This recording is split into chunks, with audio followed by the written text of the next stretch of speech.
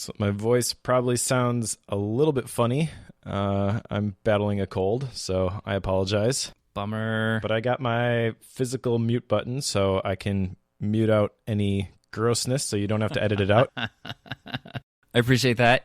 Thank you. And I just listened to Free Agents with Max Sparky, and he was obviously very sick, and he was talking about his experience. And so it's a little bit inspiring because it's like, if Max Sparky can power through, then so can I. It's more difficult than you realize. So for the listeners, if you ever decide to start a podcast, and you should, then you're inevitably going to have a point where your voice is not ideal. And when you get to that point and you realize that you have hit this not so ideal state with your voice, you kind of have to just do it anyway. You just kind of got to deal with it. Yep. I've had to record a few times whenever I have a cold, and it's easier to get the bass out of my voice when I'm editing. I know that, but it's not a fun thing at all. You just kind of have to deal with it. Toughen up, Buttercup. I know. No sympathy here. Good luck, Mike. I wish you all the best on the rest of the show. Thank you. Ready for follow-up? Let's do it. Do I have to go first, or can you go first? Well, yours is at the top of the list, so if we're going in chronological or alphabetical order, you would go first. I see how it is. When I was in elementary school, you know how they used to always line you up alphabetically by last name? Did they do that with your school? Yep. I totally remember that. And with my last name starting with a B, I was always towards the front of that line. However, the nice thing was there were a lot of students in my class with a last name that starts with B, and BU puts you towards the end of that list. So I wasn't like dead front on the class. Always a good thing. Anyway, all that to say, I'm used to having to go early on in the list. So first one on here, name my fixed mindset. I spent some time on this one, and I found a whole bunch of names that I don't like. I found some names that I do like, but the problem I had with this was that naming my fixed mindset, instead of, this goes back to the previous book of Mindset by Carol Dweck, and because of the way that I wanted to name this, I found myself finding fun names for it that actually made it fun to say and fun to use. I'm not going to share them here because I'm afraid one of them will stick. Oh, come on. But see, here's the thing. I don't want it to be a fun thing to say, because if it's fun to say and it's fun to use, it, to me, almost encourages the fixed mindset to a point, which is the opposite of what I want to do. Thus, I've been trying to figure out what it should be so that it's a name that I don't necessarily like saying, and yet it's a name that I can relate to. It should be Shoeless Joe. Shoeless Joe? That's what you think it should be? Is that from something, or did you just make it up? A famous baseball player. Oh, okay. Cool. Was he shoeless? Didn't wear cleats? I think for one game, which is where the name came from. Got it.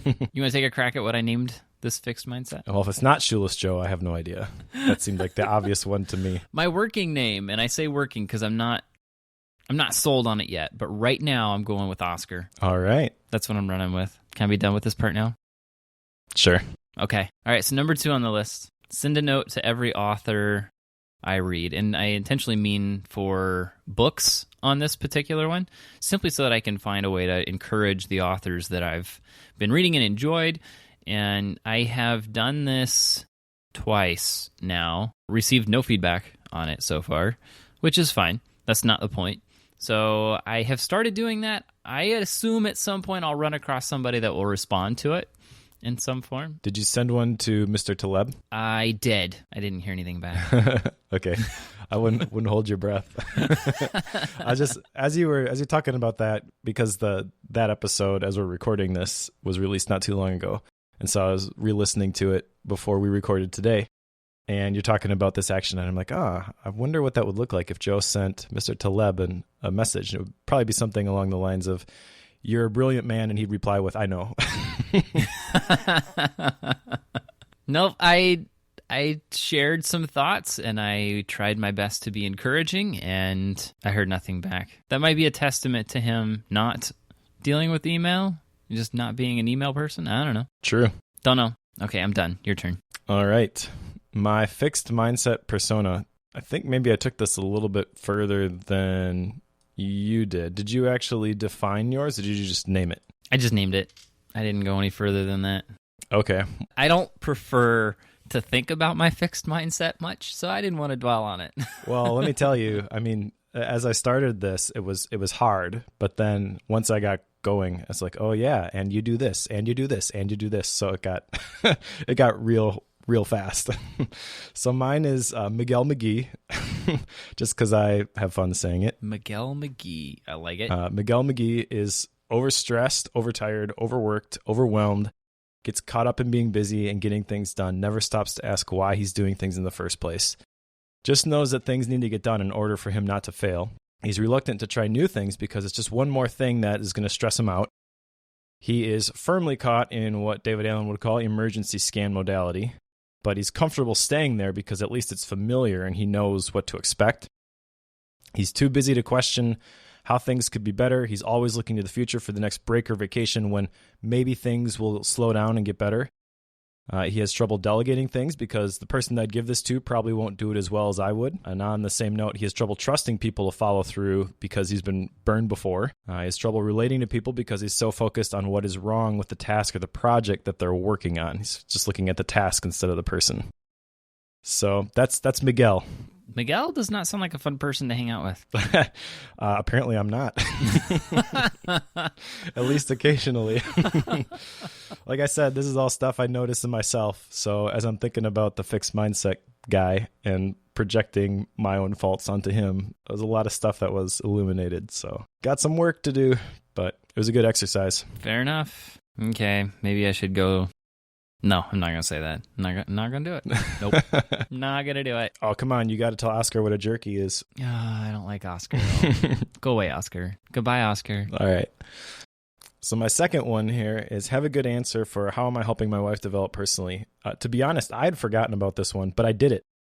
So I kind of did it unintentionally or naturally, organically, I guess. So you accidentally followed through on your follow-up. Well, I think like this is the ideal way that follow-up happens is I'm so impacted by the stuff that we read that it just naturally changes what I do. I'm not doing this to check a box and have Joe not rake me over the coals, although you don't really do that anyways.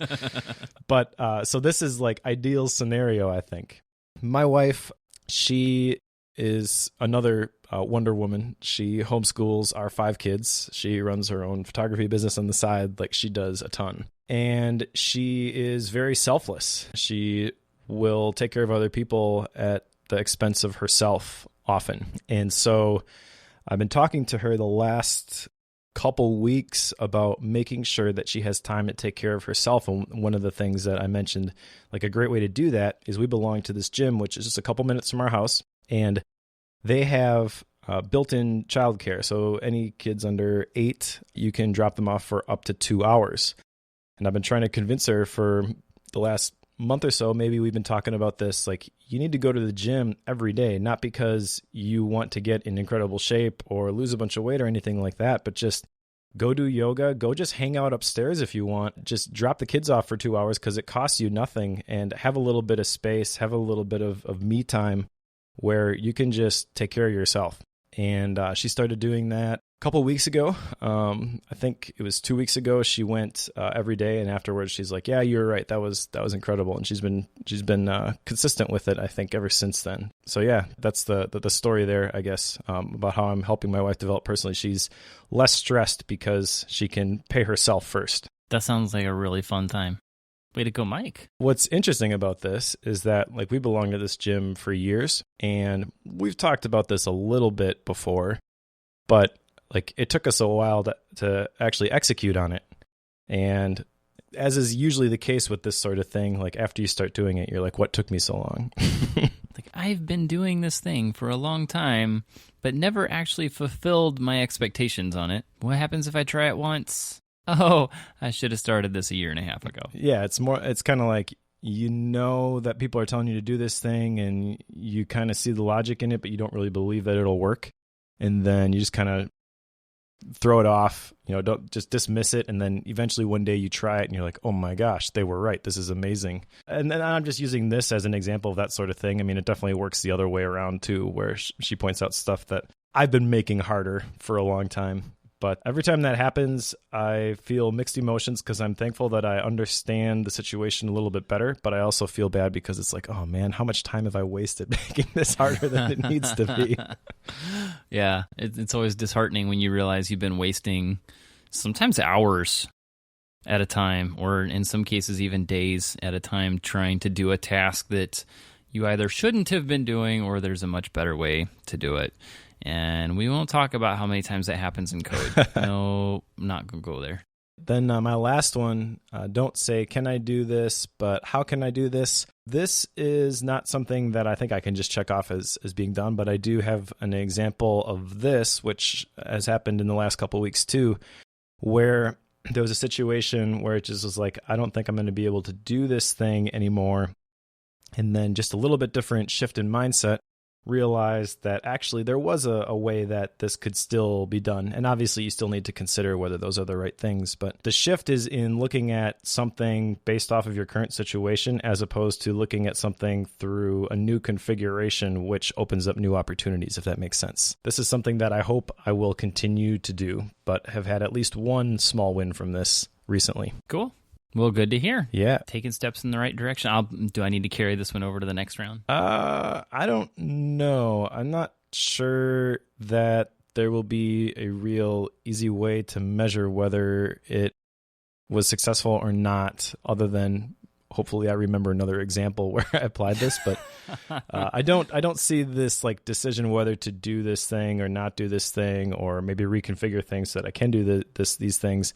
Like, that's not something I go through every day. If I was constantly thinking about how things could be improved and could be different, like, I wouldn't ever get any work done. So there's a balance that needs to be struck there. And I would say probably you don't need to follow up with this one again. Okay. The definition of done, did I at one point say, how can I do this instead of can I do this? Yes. All right. Fair enough. So let's step into today's book, one that I know Mike absolutely loves. I will say second time was better than the first. All right. Good to know. So today's book, The 4 Disciplines of Execution by Chris McChesney, Jim Huling, and Sean Covey. And this is a book that I think was technically a listener recommendation, but Productivity Masters, I guess, of sorts, would recommend this book. So anyway, it's made the rounds. And when you see a book like this make the rounds with a lot of different types of people, that's something that I tend to put a little bit of value on. It's an idea that causes me to get curious, and it's one that makes me think that it would be a good fit for Bookworm. And in this particular case, this one was actually one of the book club books that we did for the Productivity Guild on the pro side of it. Anyway, that's kind of my rationale on it. Nothing, groundbreaking other than everyone's talking about this, and I'm getting curious. I ended up doing it for, like I mentioned, the Guild book club, and had some really fun conversations about it as a result of that, and felt that it would be a good fit for us to chat about. And hopefully you didn't despise it this time, because it sounds like the first time was very difficult for you. It was. I think I still had the same issues with it the second time around, although I pushed through some of those sections that caused me to just write it off the first time. And there's definitely some great information in here. I will say that it starts off with an introduction written by Clayton Christensen, author of The Innovator's Dilemma. So my note for that part is not a great start, ... We got a lot out of that book, but it wasn't something that we enjoyed. I thought that this book was written in a lot more engaging way, but there's definitely, I think, a limited scope in the application of these 4 disciplines of execution. The main point is great. He mentions in the intro that once you've decided what to do, your biggest challenge is in getting people to execute at the level of excellence that you need. But for my specific situation, I work with a small team at Asian Efficiency. I work with small teams at our church. I guess you could say I work with a small team in my family, but this seems very much like a business book. And if you are not a CEO and you have no vision of growing your company to be huge, I think that there's limited application in here. In fact, the 3 different sections he talks about, number 1, the 4 disciplines. Section 2 is installing them with your team. And then he takes it up a level to section 3 is installing it with your organization. So I think it's kind of written under the assumption that you get to call all the shots in how this gets implemented, because as he calls out in one of the sections, like if the CEO is not on board and driving this, it's not going to work. Yeah, because didn't he give a few examples too of, well, I guess they gave examples of teams who were implementing this, but it's difficult to have that team continuing to operate with this framework when the broader organization isn't on board and the other teams aren't operating under this framework. So I could easily see how, this is a cool process to go through, but when you start trying to actually put the rubber to the road, it has some issues, I think, which I think you would agree with. Yeah, it's a great idea, and then the implementation is where I think it's going to be difficult, and surprise, surprise, they've got a solution for that, my40x.com. That's the thing that turned me off the first time, because it's like, okay, this is the plan, and you're like, that sounds really good, sounds really difficult, sounds borderline impossible, but I'll keep, I'm interested. What are you going to say next? Oh, well, we've got a tool which you can use to track all this. No, I'm out. Because I've seen those types of tools before. And to be honest, I finished this when I was on the plane, so I did not log in and look at that tool, but I envisioned like e-productivity all over again. Usually they're a little bit behind in terms of the technology, and then they are selling this to companies and organizations with the idea that everybody is just going to log in and use this thing, and they're going to keep it up to date, and it's going to be great. But usually the interface is so bad that no one wants to use it, so they don't use it. And then as soon as you don't start tracking everything in there, it becomes quickly useless. And then you're back to blaming people, like, why isn't this working? And I know that's a problem. I mean, they spend 2/3 of the book talking about what happens and to avoid, or what you can do to avoid that situation where the implementation doesn't work. But I don't know. It just seems like the stars really have to align if you're going to implement this. I think that there's definitely parts of it that are great. There's definitely things that you could apply to any situation, like the whole idea of the whirlwind. I thought that was great. He talks about the whirlwind being the enemy of execution. And this is, I think, a little bit before the individual disciplines. But basically, the whirlwind is the everyday stuff. It's urgent and it pulls you in. And what you need to do is you need to manage the whirlwind, and then you have to manage the new stuff that you want to do. And he uses the numbers. I think 80% of your time is going to be dealing with the whirlwind, and only 20% is going to be available to be used towards new initiatives. And I think that that's pretty accurate. That's something that we struggle with at Asian Deficiencies. We got these things that we do on a regular basis, and we're always wondering, like, how many story points do we actually have to devote to new stuff for our quarterly goals or things like that. And this is a balance that you really have to figure out on your own. On page 8, he says, if you ignore the urgent, it can kill you today. If you ignore the important, it can kill you tomorrow. So balance here is really, really important. Right. One of the notes I have down is that this book gave me a nomenclature. It gave me terms to use for a lot of these things. Like you mentioned the whirlwind, which is just another word for, the emails you got to send, the paperwork you got to do, the client calls you got to take, all of those pieces that you got to do just to keep the business running and to keep things moving, which don't actually get you ahead. They just get you to the point of treading water.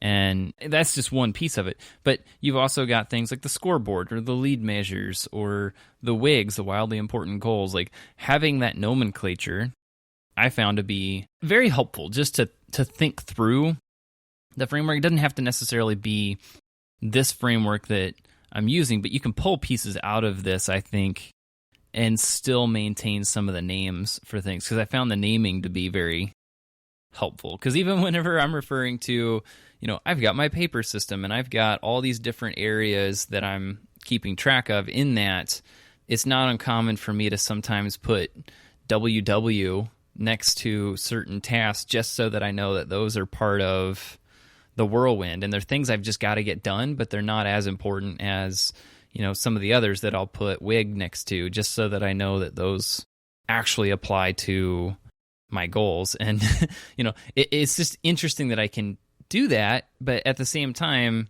the 4 disciplines is really at least I saw it as a framework similar to GTD. Like, it seems to want to be in that class of productivity almost. And I just didn't feel like it belonged there. It belongs at a CEO's desk, not necessarily at the individual's corner. I don't know. Do you agree with that? Yeah, I kind of had the same thought. This is like GTD for corporations. But I think like I said, the implementation of it is difficult because it's contingent on everybody buying into this vision. And there's a whole lot of stuff here that you probably don't need to communicate to everybody who's going to be helping you implement it at the same time. Which is why something like the 4DX tool that they have, where it's got all of those boxes and all those things, like, I think that's kind of overkill for most organizations. Now, that being said, I'm not in a large organization where this has been implemented. They've got lots of stories in the book of people who have done it successfully. So it obviously works, but I just don't see how it could work in any of the teams that I'm involved with right now. Definitely some good stuff in here, though. And you mentioned a couple of things, so maybe we should jump into what these 4 disciplines are. Yeah, I was just thinking that. So the whole framework here is based on 4 specific, I almost want to call them habits, these disciplines that you are to put in place in order to achieve your wildest dreams. I'm making that part up. Basically, it doesn't, but it could. It could. I mean, it sounds like them. And really, like, these 4 things are so simple. Number 1, focus on the wildly important. Number 2, act on the lead measures. Number 3, keep a compelling scoreboard. Number 4, create a cadence of accountability. Another way to say this, focus on the right things, do the things that contribute to growth in those areas, make sure that you're tracking your growth, and do it regularly. Like, there's personal application to these things, and I think that some of the terms are very businessy / salesy. So I kind of had a little bit of a reaction like you did, where it's like, oh, there's a term for this thing, like the whirlwind, but some of it was just like, no, I'm not going to call it that. The lead and the lag measures I really like. We'll get into that in the second section, but the first one here, focus on the wildly important. He's got these wildly important goals, which he calls WIGs, and he uses later on in the other sections about getting everybody on board. You have these WIG meetings, and I'm just like, no, it's your one thing. That's what you're focusing on. Like, that's so much more approachable than your WIG, your wildly important goal, at least to me. Well, yeah, because he even spells out I keep saying he. It's they. There's 3 authors here. They call out that you don't want more than one of these, maybe 2. Like, that is the thing that they make very clear, I think. And it does correlate a lot to almost like find your mission and what is your core intent of your company. Like, it's that sort of thing. Is what drives you, what gets you excited, what gets you out of bed in the morning. Like, those are the types of things I felt like this wanted to be correlated with, and yet they're calling it WIGs and calling them goals. And like, well, yes, of course they're goals, but at the same time, like, this is another word for it. So I'm with you. At the same time, I don't think that, because we're being a little bit hard on it, I think there is still quite a bit of value in the 4 steps that go with this. But I think that the terminology is very businessy. I mean, Sean Covey, of course, with all 3 of them, they've done research on how many organizations? Hundreds. I know they've talked to thousands or worked with maybe even 100,000 plus people to work through this in order to help them achieve their goals. So it's not like they don't have some backing to this, and it's not like they don't have a lot of research to show that this is correct. But at the same time, there are a lot of books out there and a lot of people talking about these cool, innovative ideas, which are probably just innate to humans if you stop and think it through.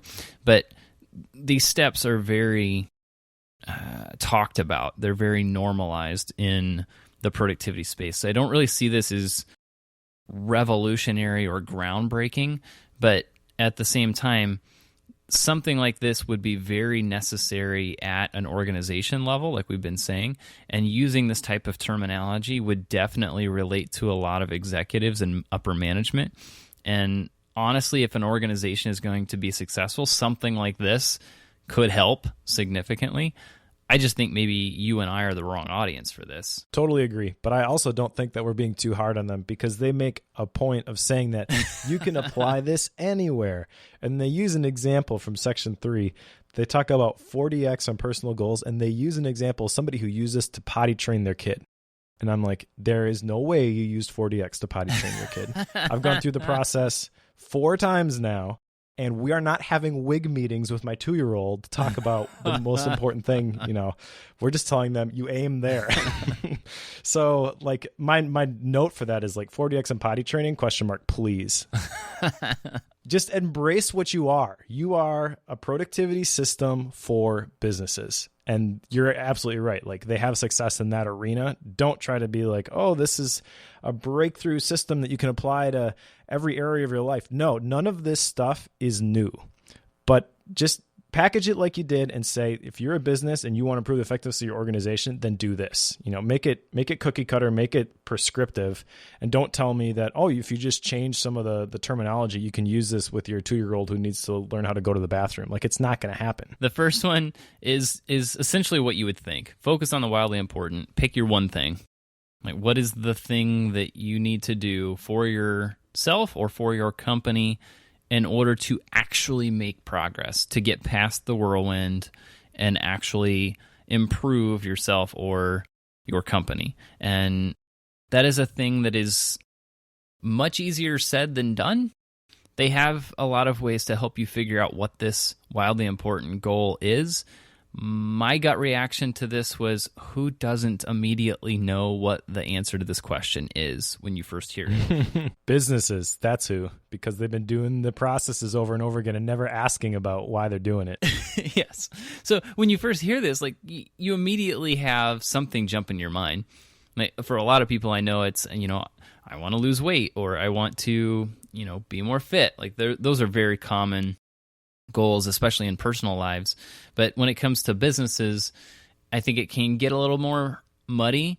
But even then, if you're at the top of that organization, like I think about my business, well, it's a one-man show, but even then, I could immediately tell you what my wildly important goal is. Even though I have a lot of ventures, I can still tell you exactly where that goal needs to be. So I struggled with them. And this is a theme that you and I talk about a lot. They spell it out and then they repeat it. And that happens a lot. Yep. I understand why authors do it. I get it. But at the same time, in this particular one, if you can't take the 4 steps and translate it into how to install it in your team, and you don't understand how to then go take it and install it in your organization, like, I don't understand why you have to have these sections in here. Like, explain the framework and then let them translate it. Like, that's my view. Maybe people will disagree with me. If you disagree with me, let me know. Link in the show notes on how you can do that. But the thing there is that I just don't see why you've got to repeat that much, because it's 2 full sections on the book, which is a fairly significant amount of this particular text. Yeah, no, I agree and disagree. Okay, good. I think that's actually one of the more compelling sections in the book, is the installing 40X with your team. There's a lot of real practical stuff in there, a lot of lists, and I think that's great. The 3rd section, installing it with your organization, that's where it got a little old for me. But you're right in that the first section of the book, that you could probably just write the book on those 4 principles. That's where the meat is. But I could totally see how the second section could be helpful when you're trying to install this in an organization. Also, the focusing on the wildly important part, this was a little bit not clear, I thought, in how they explain this, because they're talking about pick one wildly important goal. They say, if every other area of operations stayed at the current level of performance, what is the one area where change would make the biggest impact?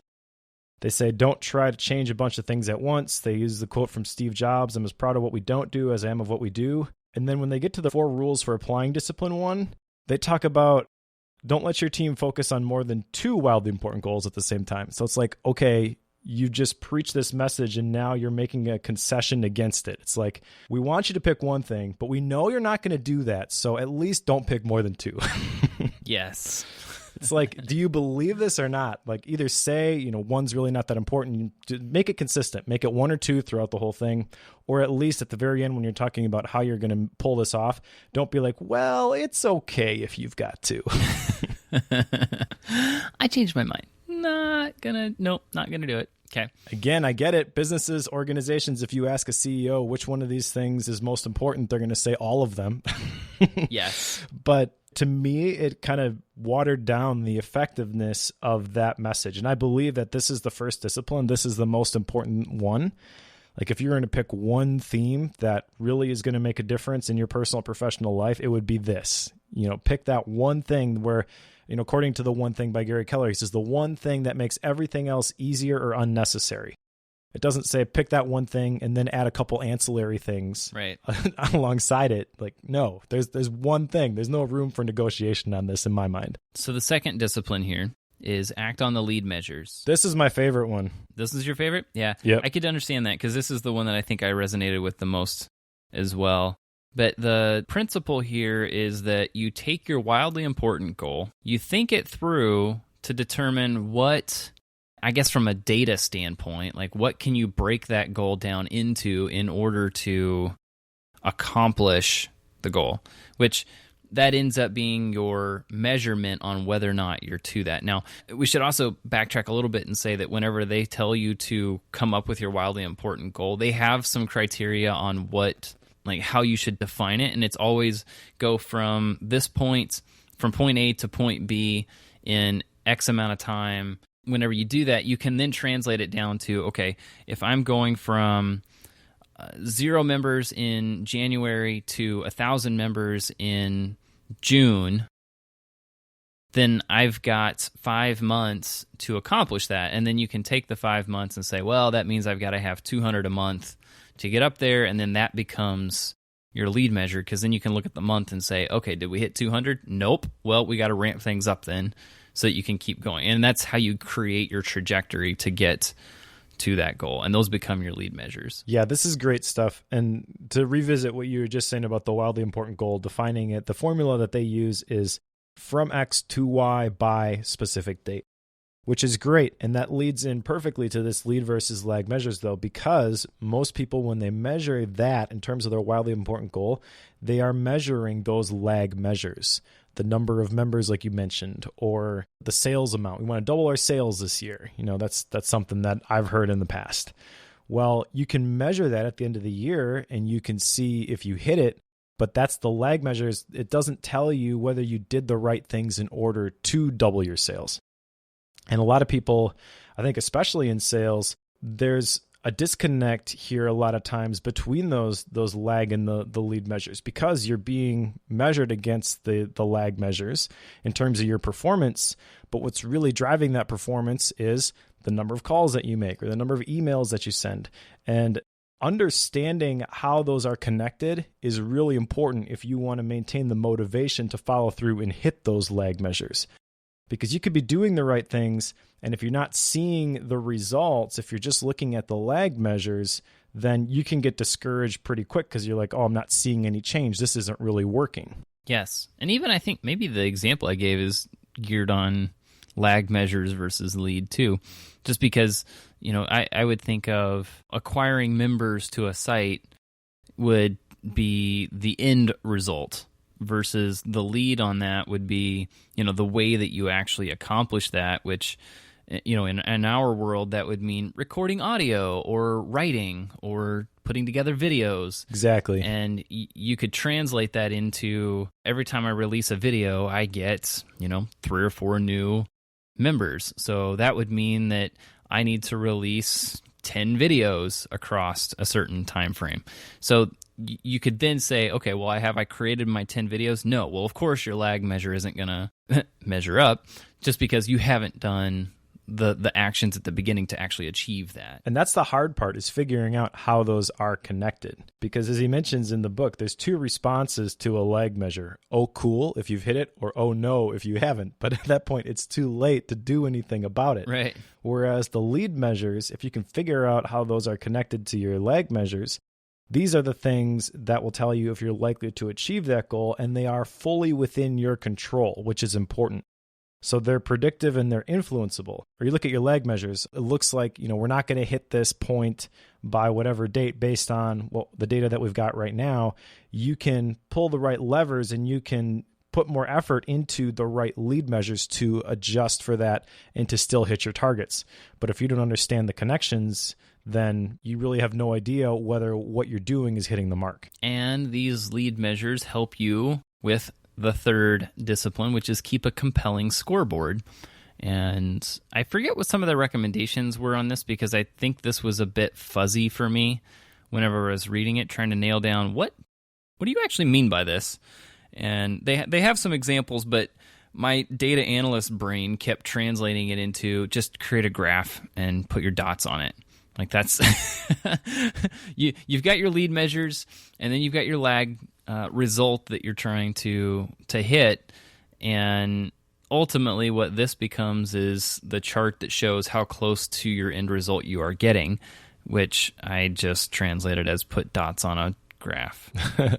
Yeah, they've got examples of some different scoreboards in later sections in the book, but the one that they used was like a mountain climber versus a goat in terms of the charted trajectory that they needed to be hitting in order to achieve their goal at the end of the quarter or the year or whatever, and then the trajectory of the team at the given moment. I think an example of this kind of is like if you've ever seen a sprint burn down chart, like the story points that you're closing right. as the sprint goes on. Jira's got these tools built in, so you can see, like, if you were just consistent, your graph would look like this. Our graph always looks nothing like that because we start working on the big story point issues at the beginning. We don't close them, so we don't ship anything. And all of a sudden, like right at the end, it just like falls way down. And most of the time we hit our velocity and we close all the issues that are in our sprint. But it looks nothing like that chart. So when I saw the goat and the mountain climber and like comparing those two, I'm like, do you want to just completely dishearten your team? Because there is no way they're ever going to hit that. When you start something new, you're not going to be operating at peak efficiency. You're not going to be on the same trajectory that you're going to be a couple months from now once you've gotten into the swing of things. And so I completely agree with the point behind keeping a compelling scoreboard. He talks about how people play differently when they're keeping score. There's more intensity, there's better teamwork. I mean, I grew up playing sports, and I can totally tell you, yeah, absolutely. In fact, I don't play pickup basketball anymore because I get a little bit too competitive. But the way that this is implemented, as they explain it in the book, I think leaves a little bit to be desired. There is one important thing here, though, that I think is worth calling out, and that is that players have to keep the scoreboard, not the managers. You can't just have top level people saying, oh, you guys are behind, because of what that fosters, in my mind anyways, the us against them mentality. And really, if you're talking about an organization, the really effective teams, like there is no I, there's just us. Like one of our core values at Agent Efficiency is we before me. Like we lose or we win as a team. And, if somebody really just does an outstanding job, yeah, they'll get recognized for their effort, but we're all in this together. And I think that a lot of the scoreboards that I've seen in the past, that's been an error that they've made, is it's the managers and the C-level employees being like, okay, this is what we're going to do to measure. And none of the people who are responsible for the work have had any buy-in on it. That's a good point. But it also leads us into the fourth point, which is create a cadence of accountability. And I'm curious as to your thoughts on this one, because you're a part of a team that works off of a scoreboard of sorts because of the agile process. What they're saying is you have to create a regular occurring, they want weekly, right? If I remember that right. Yeah. Weekly 30-minute meetings, which there is no way those meetings are less than 30 minutes. So they want a 30-minute meeting once a week to basically review the scoreboard and follow up on the lead measures and see how they are doing as compared to their end game in the wildly important goal, their WIG. So for me, as a solopreneur who's building my own stuff and working for clients, the wildly important goal piece in a lot of cases is either one, personal development, or two, a side project that I'm working on. And as a developer, it's very easy to come up with side projects. I tend to have too many of them, and I need to focus on one. And I have that one, but how do you create this cadence of catching up with what's going on and what's our progress on it? Like that sort of thing is difficult when it's just me. So in my particular case right now, I actually do have a couple other people that I'm getting involved with one of my side projects. So that actually does lend itself to the team scenario and the accountability side of it. But before that, and even, on some of the stuff I'm doing, it just doesn't really apply. So I struggle with how do you actually implement this in all scenarios. So I'm curious, how do you guys do something like this with Asian efficiency? Because you guys are doing agile, but not for development. You're doing it for content for the most part. This is where I started to disagree with this book, was this whole idea of these wildly important goal meetings. We use a little bit different framework, which comes from the book Scaling Up by Vern Harnish. The old version was The Rockefeller Habits. And there's a lot of the same principles. I mean, the basic idea here is that you need the team to constantly be thinking about what is the one thing that we're moving towards. What is our wildly important goal? I just don't think a weekly meeting where we're looking at the wildly important goal is effective. The way that we do this, we have what are called functional areas of accountability, the functional accountability chart that we go over in our monthly meetings. And so, for example, one of my areas is the podcast, and another area is the dojo. Another area is products. So I'm going to go crunch those numbers, and we do check in on those on a weekly basis. We have a weekly meeting, which is actually only about 15 minutes, where everybody reports on the numbers for their area of accountability and they share any insights that they see. But we don't talk about the wildly important goal in every one of those weekly meetings. We've thought through and agreed as a company that these are the right levers that we should be pulling. And then people are assigned to those areas of responsibility, and then they track those metrics to make sure that those levers are being pulled in the right way. We've identified our lead measures in essence. But there's nothing once a week that is explicitly stating, how does the customer satisfaction rate or the customer support response time influence our wildly important goal? And if you were to do that for every functional area of accountability, which is kind of the picture that I got when I read this, there's no way that's a 30-minute meeting. You can say, well, everybody should just use this format and they should do it in 2 minutes or less, but that's not going to happen. It's hard because the purpose of this meeting, as spelled out in the book, is to go over this goal. And although I get that, I don't know, maybe that's the way it should be done. Like you measure how you're getting to that, but that would just mean reviewing the scoreboard, which it sounds like you're doing, just not explicitly talking about the goal itself. Exactly. We're reviewing the scoreboard as a team so we can see if we're moving in the right direction. But then, going off of these points here, number 1, account, report on commitments. We do that. Number 2, review the scoreboard, learn from our successes and failures. We do that too. Number 3, plan, clear the path and make new commitments. That's ridiculous on a weekly basis, in my opinion. Makes sense. All right. Should we go on to section 2? Let's do it. This is the part you liked, right? Well, this is the part where I have the most notes. There's a lot of stuff in here, I think, that could be useful. Like I said, I don't see a scenario where I'm implementing 4DX in my life in any way, shape, or form, to be honest. At least as they prescribe it in this book. Like I said, there's a lot of good principles here. But installing 4DX with your team, this is essentially broken down into the 4 different sections. So how do you install discipline 1? How do you install discipline 2? How do you install discipline 3? How do you install discipline 4? And they give some very practical steps in how to do this, but they also cover 5 stages of change here, which I think are important. Stage 1 is getting clear. Stage 2 is you're launching this thing. Stage 3 is adoption, where everybody's buying into it.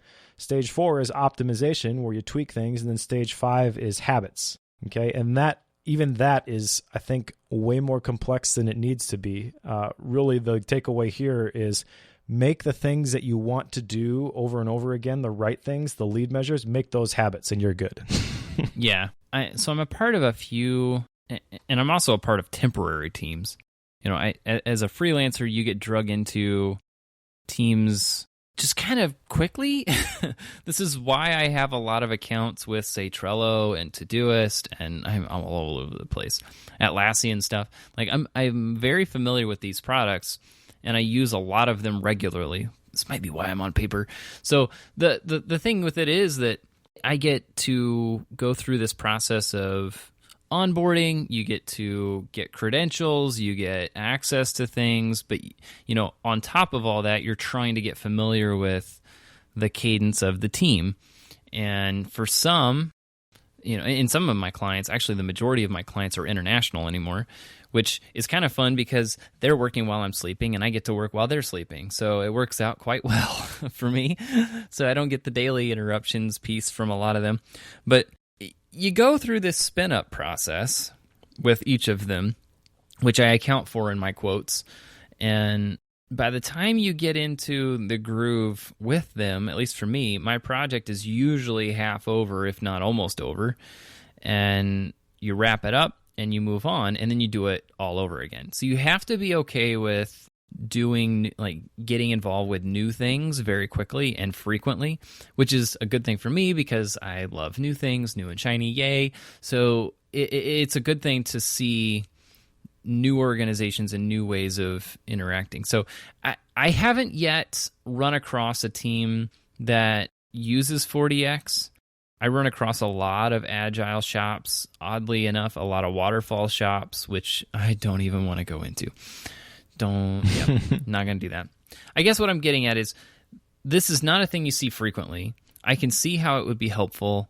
I can see how you're somewhat doing this with agent efficiency if you translate the terminology. And yet I don't know that if I had if I had an organization that I was running that was, hundreds or maybe thousands of people, I'm not sure I would go through the process of implementing this. So I like some of the stuff that was in this, installing it in your team section, but it felt like a lot of repeat to me. Yep. And I think that's intentional, to be honest. I mean, it starts with the Greek myth of Sisyphus, I believe is the guy's name. He's the one who was punished by the gods and forced to push a boulder up a mountain. Every time he reaches the peak, the boulder rolls back down and he has to push it up again. So I feel like right at the beginning of this, they're saying that you're going to fail at this over and over and over again. And it's a little bit of a cop-out, in my opinion. It's like, you know what? If this doesn't work, it's you, not us. Just keep trying. Yep. But I do get it. Like, all of the situations are different. And it's interesting you're talking about the client work, because there is no way I would try to work on this sort of thing with a team that I was not going to be working with 6 months from now. Like, that's just a complete waste of time. Or 6 weeks. Yeah, exactly. But I think that this whole section, again, is more complicated than it needs to be. There's a section where he talks about installing discipline 2, acting on the lead measures. And he calls out 3 reasons that this is so hard. And this, I think, just like encapsulates perfectly this whole section. Number 1, lead measures can be counterintuitive. Number 2, lead measures are hard to keep track of. Number 3, lead measures often look too simple. Yes, to all the things. But if all you did was understand that piece of this and focus on the lead measures, I'd say that's the 80-20 of this whole section of the book. Yep. Is just figure out what are the right levers to pull and then motivate the people to pull those levers. All of the other initial 4 disciplines, the keeping the compelling scoreboard, creating the cadence of responsibility, that stuff will happen, I think, almost automatically if you are doing the right things, if you're pulling the right levers. So what about installing this with an organization? Because I feel like this is the one area that this book is geared towards, and yet it's at the very end and not talked about. Well, I suppose they talk about it quite a bit through the sections, but to me, this is the purpose of the book, is to say this is a thing you should do for your organization. And I think you and I would agree that this is where it's probably best suited. But what are your thoughts on this section? Because I feel like you and I don't really like, we're not a part of a group that would be classified as an organization, I don't think. I work at the church, but that's a team. Like, it's not large enough for that to say it's an organization. Like, it's just not enough people running it to say that. But I work for a lot of organizations, but again, I'm only with them for 3 weeks on average.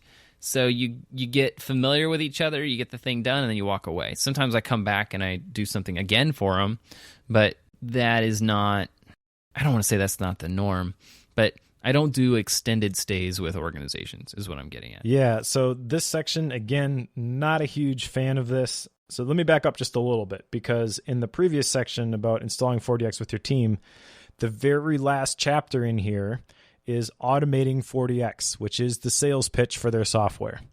Okay, so think about it. They've spent this whole big section of the book talking about how this is going to be really difficult, installing this with your team. We're going to tell you all these things that you should do. You're going to try these things. You're going to fail. You should just try again. Oh, by the way, if you want to make it easier and automate it, like that's the key word there is automate. I think like automate, that's automatic. There is no way this doesn't work. In my opinion, just because you bought a piece of software doesn't mean this is guaranteed to work. But that's how they framed it. Right. Okay. And that's very important, because that leads into then installing this in your organization. Because if you can install this with a team, which you've already established is no easy feat. Okay, just imagine what you can accomplish if you install this with your entire organization. Like, that's how they've framed this. And the first thing they do in this third section is they give you case studies which are written by somebody else. Okay, these are essentially testimonials for the software that they just advertised. Yes. And so right away, this is bugging me. This is driving me crazy because it's just rubbing me the wrong way. This is the kind of thing I expect in a free ebook I download from a website, or one of those you just pay shipping sort of a deals, not from a quote unquote New York Times bestseller or whatever it says on the cover. Like, this is supposed to be like a keystone business book. All right. I don't want case studies for why your software is great from people that you've paid or given a discount to.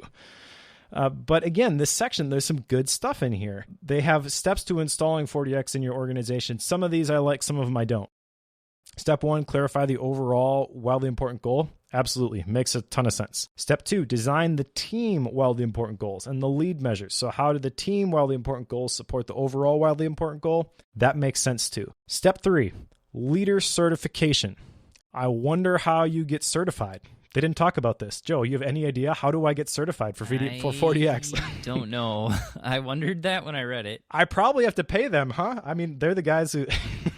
So, like, right there, step 3, it's like, oh, well, if I'm not going to go all in with this and hire these guys to help me do this, like, I'm not going to get the full benefit of it. It just feels so out of place and sleazy in this book, in my opinion. The number 4, the team launch. Number 5, execution with coaching. Again, I wonder who provides that coaching. Probably somebody who certifies leaders. Know anybody? Maybe they've got software that can help you implement this automatically. No, it doesn't work that way. And then number 6, quarterly summits. Like, I think that's very easy to overlook this piece. I think this is the most important part of this whole section. These quarterly summits, what's happening here is not the wildly important goal meetings. Okay, this is not something that's unique to 40X. This is something that we saw when we did the 5 dysfunctions of a team, where they would go away for those offsites. Those offsites, I think, are the key to your team being effective, that communication that happens. And it's not because you follow a set of simple steps. It's because, like we saw in that book, the leaders are invested in and they're paying attention to the people that they're working with. They're not checking off boxes. They're not checking a dashboard on my40x.com. They're investing in their people. And these quarterly summits, these are a really important piece of the scaling up framework that we use as well. So I didn't resonate with this section at all. I didn't care for it. No, and the only other thing I wrote down here was the personal goal stuff, which we touched on already, the potty training. Like, come on, just embrace what you are. You're not everything for everybody. That's okay. Be the system for businesses and organizations, big companies. Give them a framework to follow that they can implement easily. Give them the tools, sell them the certification, sell them the coaching, but you're not selling it to me. I'm not going to get certified so that I can teach my kid how to go to the bathroom. Like, no. All right. So all of that said, let's get past all of this. What'd you have for action items on this one? I don't have an action item for this book. I don't know. Like, I took a whole bunch of notes. I've got the MindNote file in front of me. Yep. And as I usually do when I'm writing down my action items, like I'll note those in my MindNote file. Like, I want to make sure that I do this, and I'll put action item : and then the thing that I want to implement. I did Command F, try to find the term action item, and I had none. And I think that's because, like I said, this is a framework that probably is the exact right thing if you are in the exact right scenario. But that scenario is not me. And I kind of resented the fact that they tried to make it sound like, oh yeah, you can totally apply this to your situation no matter what your situation is. You're a parent, 40X. No, my wife is not going to be a fan of 40X. I can tell you that. So yeah, no action items for me. I don't have any action items on this one either. I thought for sure you'd have some because, I mean, you are Joe CEO, Joe Bulig Enterprises. So like as you scale your business, as you grow, can you see yourself doing specific things from this book, or is it just kind of like the general knowledge of the lead versus lag measures that impacted you? Well, when you say grow my business, here's a fun question. I'm going to pose this to you. I'm a freelance web developer. I do custom websites.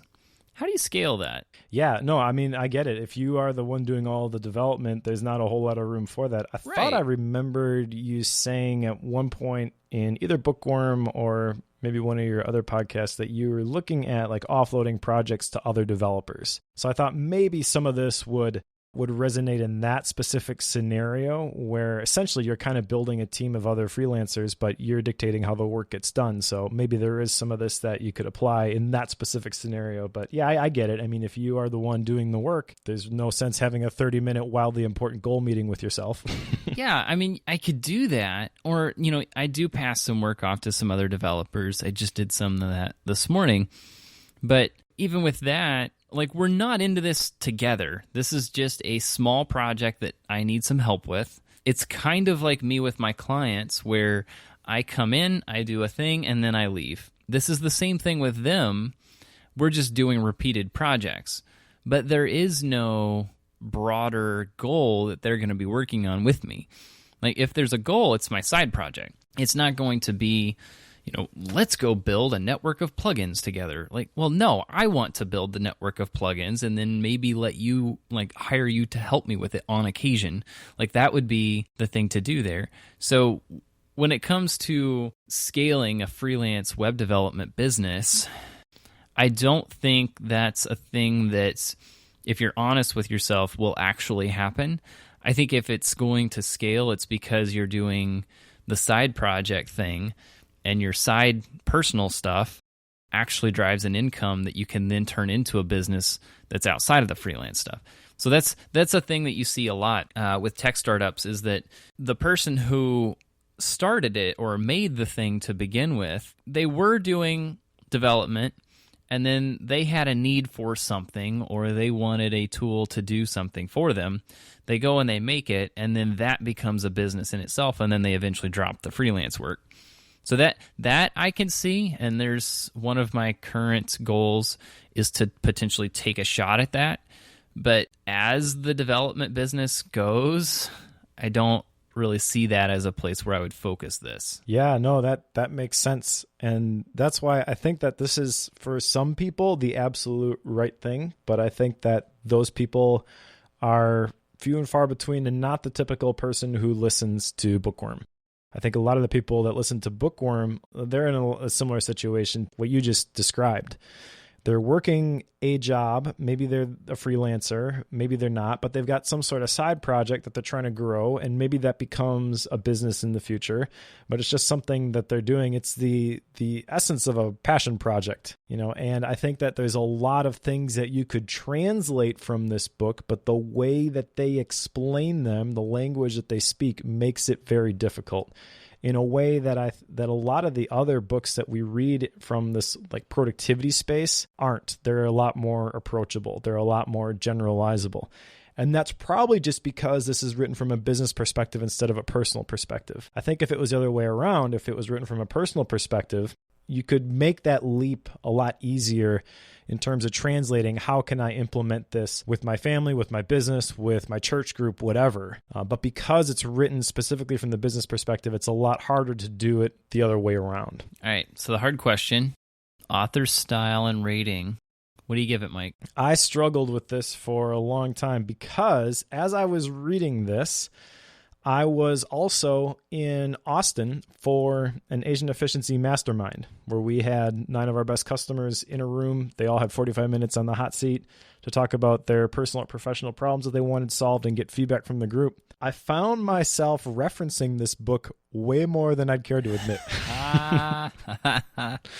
I think that there's some gold nuggets in here. The lead versus lag measures, if that's the only thing that you got out of this, like that was worth it. But to be honest, I got that out of it the first time that I read it and I didn't finish it. I don't think I got any new revelation from reading it the second time around because I think basically I got through the first section last time and then was like, these other sections aren't going to apply to me. And turns out I was pretty much right. So there's definitely some good information in here. I think I'm going to rate it 3 stars because as much as I've railed against it today and a lot of the issues that I have with it, like I said, if you are the person that this is written for, this could absolutely be transformational. And even if it doesn't completely resonate with you, you'll still find some stuff in there like the lead versus lag measures or the scoreboard. You know, we've implemented some of that stuff in my family as well, not from reading it this time, but we've printed off the routines that our kids follow. That's their scoreboard for their morning routine, their evening routine, and it just makes everything so much easier. The fact that we've got this, in essence, a scoreboard, a visual indication of what needs to be done, it just makes the work so much easier. So there is some definite gold in here, but you really have to mine to get it. Fair enough. Yeah, so I found the book easy to read. I mean, I'll give them that. They give a lot of stories, a lot of examples, and that helps significantly with the book. So I really was appreciative of that and enjoyed going through it. I think I'm with you that there are a lot of gold nuggets in here. I love having terms like the whirlwind that I can use to help myself understand some of these things. I struggle to know how to implement a lot of it.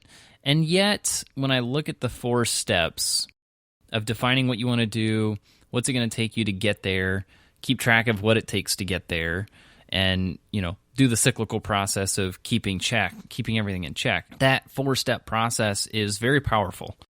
Even though, it's not necessarily groundbreaking or new, I think they formalized it in a way that organizations at a broader level can understand it. And it's something that they can relate to. Whereas individuals in the productivity space tend to gravitate to books like The One Thing or The 7 Habits.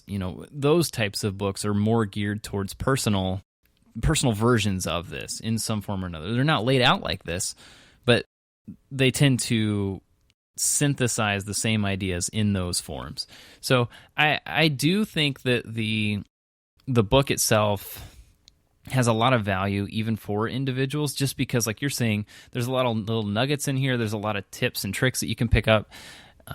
But I think that it's definitely geared towards someone who is business-minded, which, I think you and I are somewhat, maybe not to the level that they would expect you to be, but it's still something that I think there's quite a bit in there. So all that to say, I am going to put this at a 4, just because I think that the information in here is very valuable. And it is a book that I've recommended to a number of people already, and they have found a lot of value in it. And I say that because they have shared that there are a lot of the lists and the processes that they are completely unfamiliar with. So for people who haven't been in the productivity space much at all, this seems to be a book that helps them understand some of the basic structures of productivity from a personal and organizational stance. So I think there's a lot of value to the book, and I did get a lot out of it. I just don't know what to do with it in my scenario.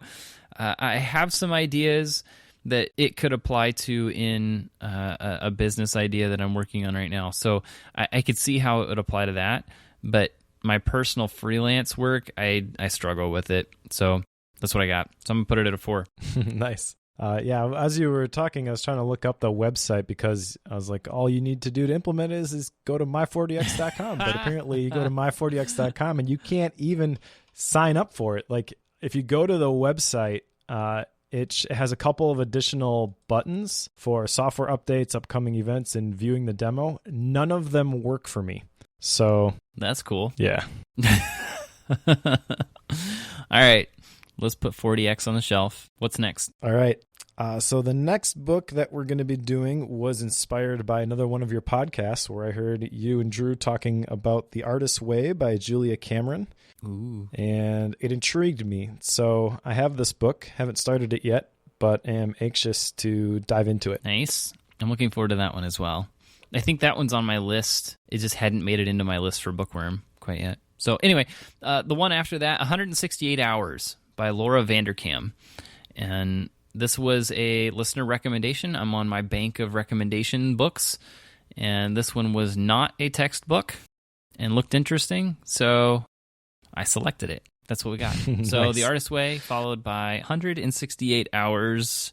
But you're reading a book between here and there. Yes, and I actually read this book already, but it's nice. As a Man Thinketh by James Allen. This is a very short book. It's the anti-paid to think.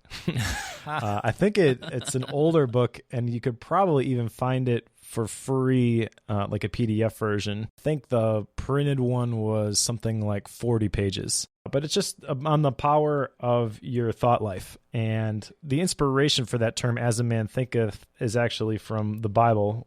As a man thinketh, so is he. This is not a quote-unquote Christian book. It basically just talks about that the power of your mind and those mental pictures that you create. It's written in a way that it's, even though it's kind of old English, it's very approachable. It's similar, not in terms of like it's a story like the Go-Getter was, but it kind of feels like it's written from the same time period. Got it. Makes sense. The book I'm getting ready to pick up is Principles by Ray Dalio. This one has made a few rounds, and I've had a handful of people recommend it to me, and it's gotten a lot of accolades from some personal references, so I'm going to go through it. We'll see how it goes. It's kind of a long one. We'll see how quickly I can get through it, but that's what I'm going to go through before I get to The Artist's Way, and then we'll catch on that one next time. But I'll let you follow up here. All right. Yeah, I'm actually interested in that Principles by Ray Dalio as well. I saw that one pop up on Amazon the other day as something I might be interested in, and I thought it looked intriguing. So you have to let me know how that one is. Will do. One might say that you could recommend that book if it's good. And if you would like to recommend a book, dear listener, please go over to bookworm.fm. /list will take you to the page where we have all of the books that we have covered so far. On the right sidebar, there will be a button to recommend a book. And we want to know what you want us to cover. There's a bunch of them on the list. We've been starting to slot those in more and more. So if you have something you'd like to see covered on the show, please let us know.